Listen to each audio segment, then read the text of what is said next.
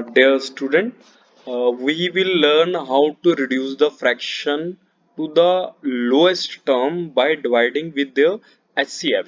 Okay, हम यहाँ पे फ्रैक्शन को रिड्यूस करेंगे उनकी लोएस्ट टर्म में, उनको डिवाइड करेंगे उनके HCF से। तो मैं यहाँ पे एक सबसे पहले फ्रैक्शन लिख लेता हूँ।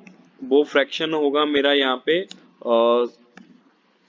16/28 और उसके बाद मैं ऐसे डिवाइड करवा दूंगा इनके HCF से, और आपको उससे पहले बताऊंगा कि HCF का मतलब क्या होगा।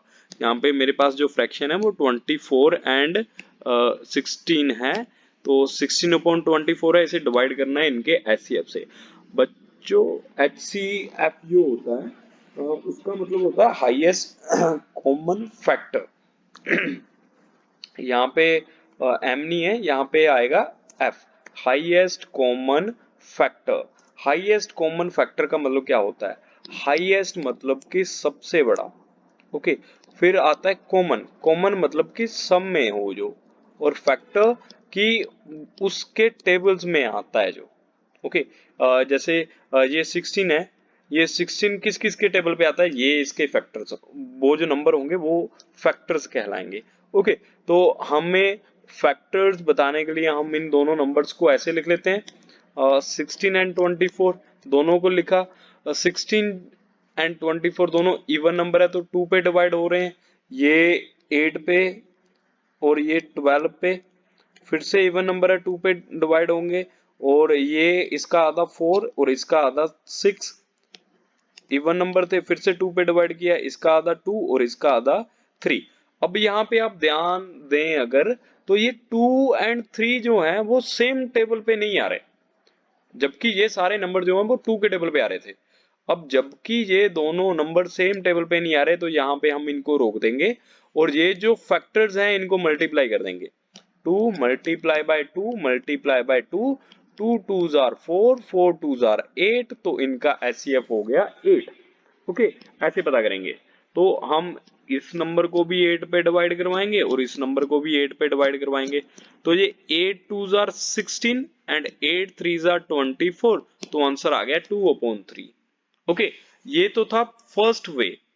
सेकंड वे में मैं आपको इनका इजी वे बताता हूं कि 16 एंड 24 अगर दे रखा है तो हम इनको डायरेक्ट कट करेंगे उस नंबर से, उस बड़े से बड़े नंबर पे जिस नंबर पे ये दोनों आ रहे हो। ये 2 के टेबल पे भी आ रहे हैं, ये 4 के टेबल पे, 6 के टेबल पे, 8 के टेबल पे, इन सब के टेबल पे आ रहे थे, बट हम 2 4 और 8 में से सबसे बड़ा नंबर 8 लेंगे, वो HCF होगा इनका, ओके। तो 8 के टेबल में 16 आता है 2 बार और 24 आता है 3 बार। डायरेक्ट भी कर सकते हैं, ये पूरा एक्सप्लेन किया, यहाँ पे डायरेक्ट कर दिया, ओके। नेक्स्ट क्वेश्चन देख लेते हैं, डायरेक्ट करने की जरूरत है उसमें या नहीं। जैसे यहाँ पे मैं लिख लेता हूँ 18 और यहाँ पे लिख लेता हूँ 15।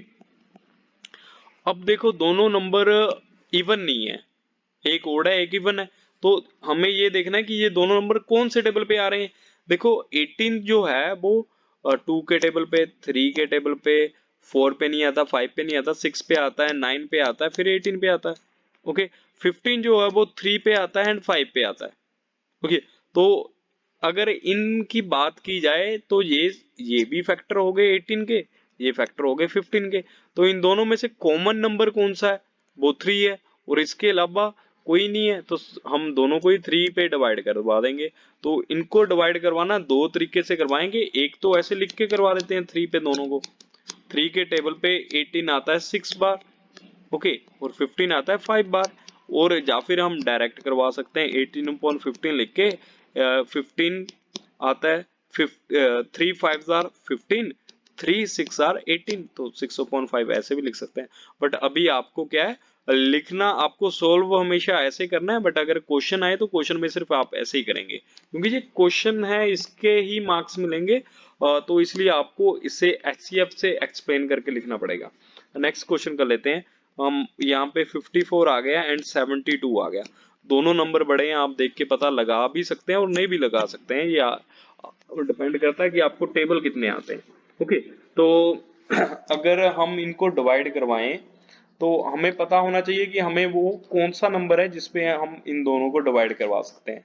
तो वो नंबर पता करने के लिए हमें इनका लेना पड़ेगा HCF, और HCF जो है यहाँ पे 54 एंड 72 का लिया जाएगा, और उसके लिए हम इनको डिवाइड करवाएंगे 2 पे, क्योंकि दोनों इवन नंबर है, आधा कर देंगे दोनों का, ये 27 और ये 36, दोनों का आधा नहीं किया जा सकता, 3 पे डिवाइड करवाएंगे, ये आएगा 9 पे और ये आएगा 12 पे, फिर से 3 पे करवा देंगे, ये 3 पे आ गया और ये आ गया 4 पे। अब देखो दोनों नंबर सेम टेबल पे नहीं आ रहे, एक 3 पे आ रहा है एक 4 पे आ रहा है, तो SCM के लिए ये नंबर्स जिम्मेवार होंगे, वो आ गया 2 3 एंड 3। तो 3 2s are 6 6 3s are 18, 18 पे दोनों को डिवाइड करवा दो फटाफट से। 18 पे डिवाइड करवाया, 18 के टेबल पे 54 आता है 3 टाइम्स एंड 74 आता है 4 टाइम्स। तो बच्चों ऐसे हम इनको इनकी रिड्यूस्ड फ्रैक्शन में लिखते हैं, छोटी फ्रैक्शन में लिखते हैं इनको। ओके, फटाफट से नेक्स्ट क्वेश्चन भी कर लेते हैं। नेक्स्ट क्वेश्चन है हमारे पास 45 अपॉन 25। ठीक है, तो देखो लास्ट में 5 है तो ये 5 पे जाएगा, ये तो श्योर है। अब 5 की जगह पे 15 पे जाता है या फिर किसी और नंबर पे भी जाता है, वो देखना बाकी है। तो अगर हम इनको करें तो ये 5 के टेबल पे 9 बार जाता है, 5 पे कर देते हैं दोनों को, ये 5 के टेबल पे जाता है 9 बार और ये जाता है 5 बार, और 9 और 5 देखो दोनों सेम टेबल पे नहीं आ रहे, तो इसका मतलब हमने सही किया है। ऐसे हम इनकी रिड्यूस फ्रैक्शन में इनको सोल्व करेंगे, और बाकी के क्वेश्चन जो है वो हम कल करेंगे नेक्स्ट पार्ट में इस वीडियो के। आई होप कि आपको ये समझ आए हों।